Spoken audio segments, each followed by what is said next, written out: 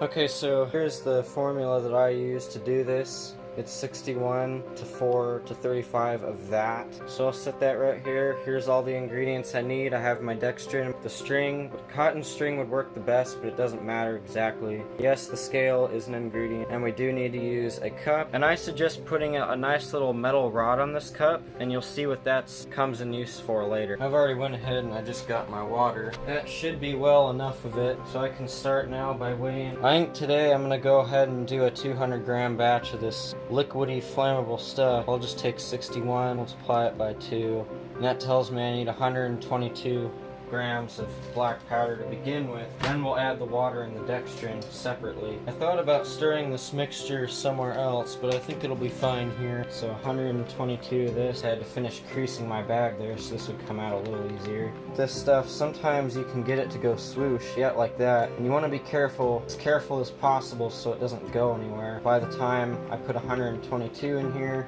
mix it up with the water, all that powder should start going back down. Yeah, I know I'm spilling it everywhere, but it's okay. And that's gonna do it right there. I'll go ahead and tear that, and I'm gonna need 8 dextrin for this instead of 4, because I'm gonna double up this batch. Normally I'd make it in 100 grams, but I want to be sure I have enough for what I'm doing. This cup may even not be big enough to stir this on, so I'm actually adding the dextrin right now. So it's good stuff, I like it. I'll go ahead and add 35 of my water, and I don't know if this is gonna be too much or what, but yeah, so that right there is already 12 grams. That's a lot. I didn't really know what I was thinking. I just realized I need 70 water because I'm doubling up this batch. Of course, I'm gonna be real careful and make sure it gets to 75. That was 76. Oh well. Let it dry longer. It's okay if it's a little bit over with the water. It just means you're gonna be sitting there waiting for it to dry. I'll just use a popsicle stick to stir it. Bring it over here. You guys are probably wanting me to say like a popsicle stick. There's my best Herbert impression for the day. And so yeah, really make sure that scale is off. I don't want to freak it out as I'm stirring this. Just stir it as good as I can. And sooner or later, you see it right in there, it's gonna begin getting really syrupy. You gotta stir it a lot in order to reach that point, but you'll know when you get there for sure. I'll just stir it a bit right now. I'll bring you guys an update in just a second. The more you can stir this, the better. I would suggest doing it for really a good 5 minutes almost, but you wanna make sure there is no clumps in this whatever.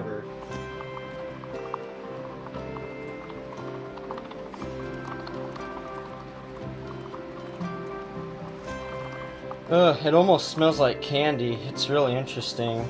That dextrin really helps to bind it, which I'm glad I added that. Okay, we'll see how that does. Probably should have stirred it a little longer, but that's alright. Go ahead and throw that popsicle stick away. And it's gonna work really good to coat on our string. And remember that metal rod I was talking about earlier? I'm glad it's still there, because you'll see what we do with it next. And then now, we will set this stuff up and begin coating it. Okay, so what I've done here is I've set up a bunch of paper, and then I've got the mix with that nice little piece of metal in there. I'll show you what we're going to do with that. So simply take your string, and what I like to do, you don't really have to do this. I guess you could stir it around a bit if you really wanted to. I'm going to need to take that piece of string, very carefully pull that string out of there.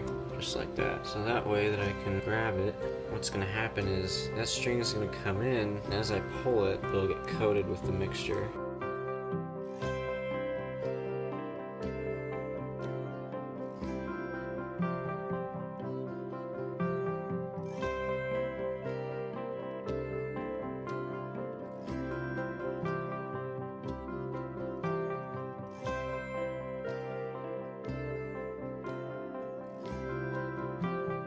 Got all this fuse to work with. I'm gonna have to stretch it out. I'm gonna have to stretch it out right now across this entire sheet of paper, so we'll see how it does. Okay, so I'm officially done taking the string, and it's got the nice mix on it, and I've spread it out all along this paper. I kind of bended it right there. So when this is done drying, it'll pull up real easily off this nice cardboard craft paper, and you can just get this paper at dollar stores for pretty cheap.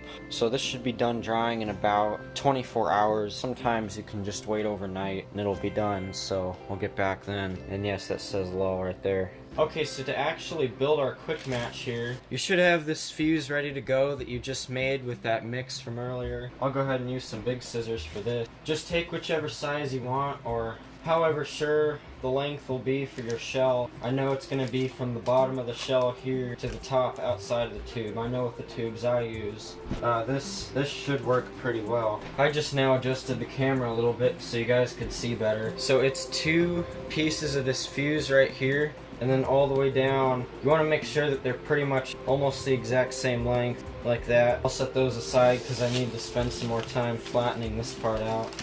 It'll make it a lot easier so it'll stay put and it won't go a whole bunch of places. There are 2 fuses on there like that. Now we can get our tape ready. So the way I like to do this is using clear tape. Usually that tape that has that stickiness feel to it.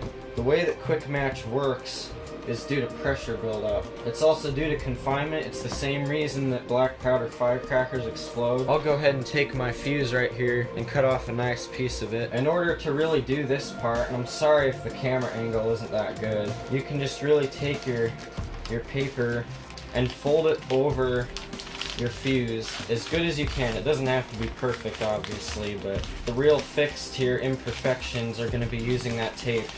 So that's kind of your backup. And as I've said, it's not going to be easy to do perfectly, but as long as you can really crease it along the tape right here, see, it's already starting to look really nice. You want it to be really hard as you can get it, and it'll be perfectly fine. It's okay if some of the fuse starts falling apart and you get crumbs everywhere, but it's okay.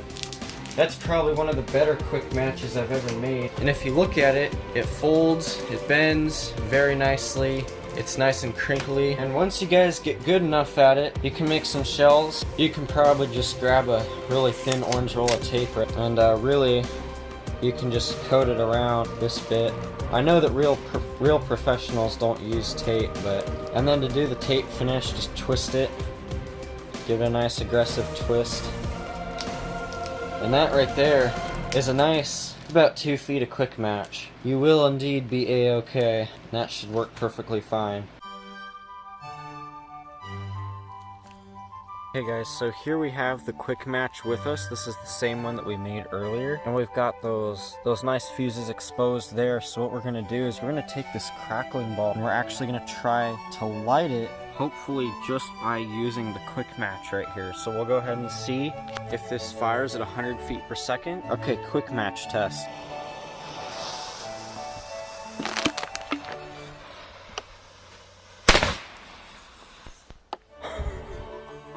Well, that made a nice popping effect. Sadly, the crackling ball didn't go.